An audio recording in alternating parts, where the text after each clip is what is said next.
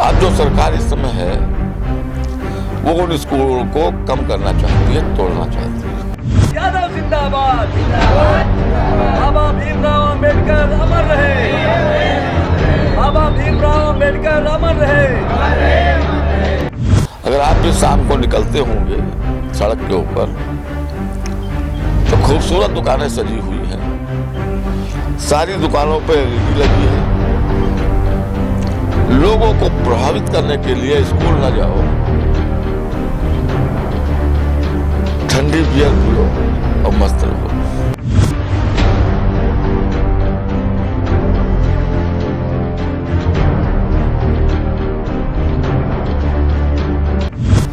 Google पे अगर search हम करते हैं तो गूगल ये बताने लगता है हिंदुस्तान नंबर 1 हो गया है गाय का गोश्त बेचने में। अखिलेश यादव, अखिलेश यादव, जय रपाल, अखिलेश यादव। तो धर्म के नाम पर ये लूट रहे हैं और जनता को भी लूटवा रहे हैं। इसलिए ये सरकार अब चलने वाली नहीं है। ये भ्रष्ट सरकार, बेईमान सरकार है और इसको बदलने के लिए जनता भी इच्छुक है और हम लोग उसमें थोड़ी ताकत लगा रहे हैं।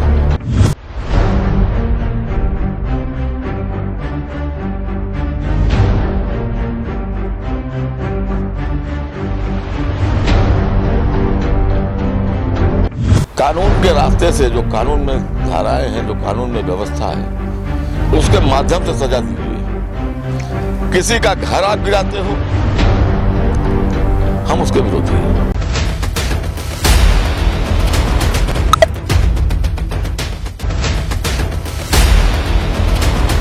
नमस्कार, मैं हूं नफीस अहमद और आप देख रहे हैं न्यूज़ 9 लाइव टीवी। मेरी मौजूदगी इस वक्त सीतापुर के जालिमपुर मड़ोर गांव में है और ये गांव लहरपुर विधानसभा के अंतर्गत आता है।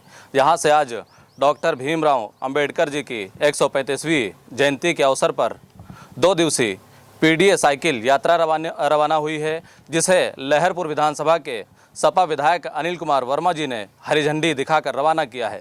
हमारे साथ बातचीत करने के लिए मौजूद हैं।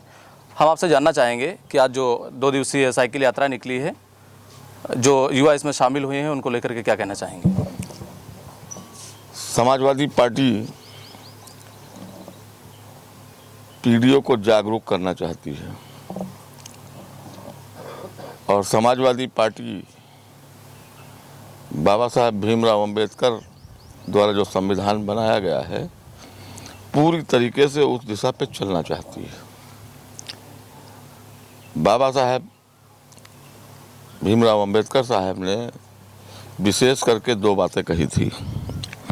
एक तो कहा था कि बच्चों को पढ़ाओ, उनको शिक्षित करो, संगठित हों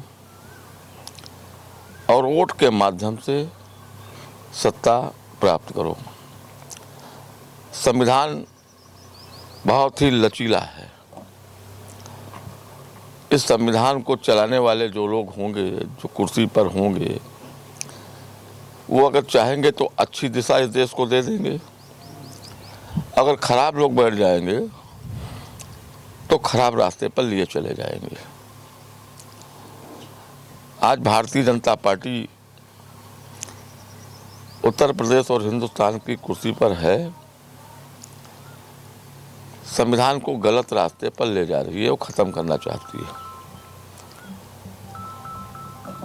बाबा साहब ने कहा था बच्चों को पढ़ाओ।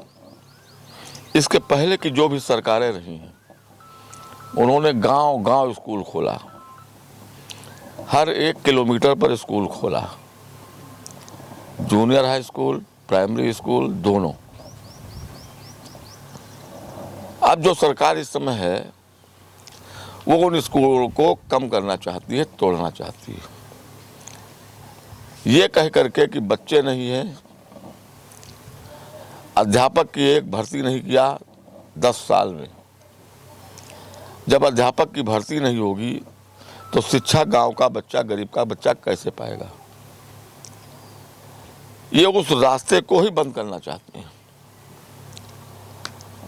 दूसरी चीज हम कहना चाहते हैं आपके माध्यम से जी, यहाँ के पढ़े लिखे लोगों से भी कहना चाहते हैं जब स्कूल एक तरफ बंद होंगे और हर 1 किलोमीटर पर, आधा किलोमीटर पर दारू की दुकानें खुलेंगी, उनके ऊपर LED लगाई जाएगी, सजाई जाएंगी। अगर आप भी शाम को निकलते होंगे सड़क के ऊपर तो खूबसूरत दुकानें सजी हुई हैं, सारी दुकानों पे LED लगी है। लोगों को प्रभावित करने के लिए स्कूल ना जाओ, ठंडी बियर पियो और मस्त रहो। ये सोच जिस सरकार का हो उसके खिलाफ जागरूकता पैदा करने का ये एक रास्ता है। उस रास्ते को हम लोग अपना रहे हैं। सरकार हम बदलना चाहते हैं। अगर लोग जागरूक हो जाएंगे तो सरकार बदल जाएगी। क्या लगता है जिस तरह से लगातार साइकिल यात्रा निकाली जा रही है, इन यात्राओं से 2027 के विधानसभा चुनाव में फ़ायदा देखने को मिलेगा? जब जागरूकता पैदा होगी, लोग जागरूक हो जाएंगे, अपने अधिकारों को जान जाएंगे, तो सरकार तो बदली जाएगी, कोई नहीं रोक पाएगा।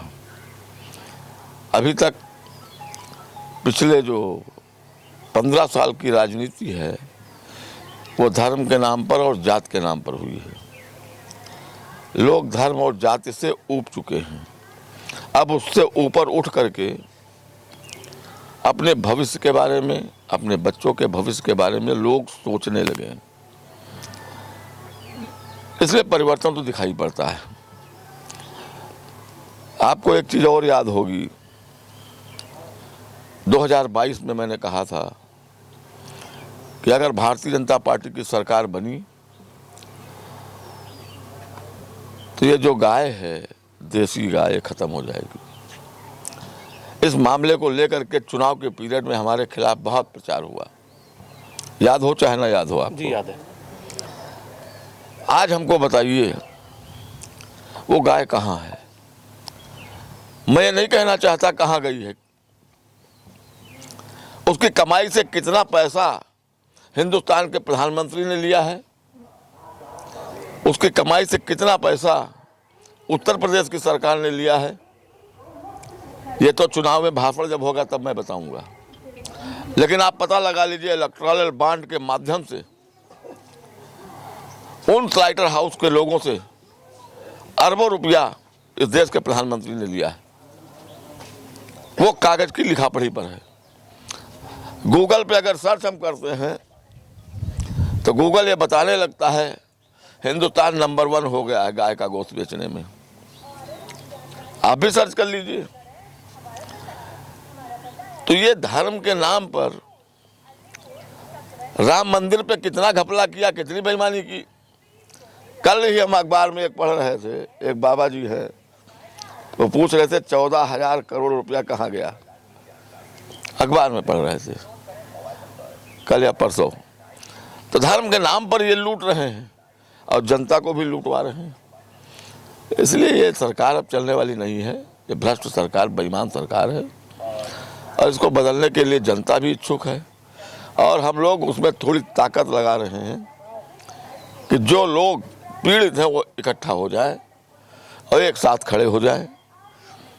ये समाजवादी पार्टी का सोच है, इसलिए PDA का नारा दिया है, उस पर काम कर रही सरकार।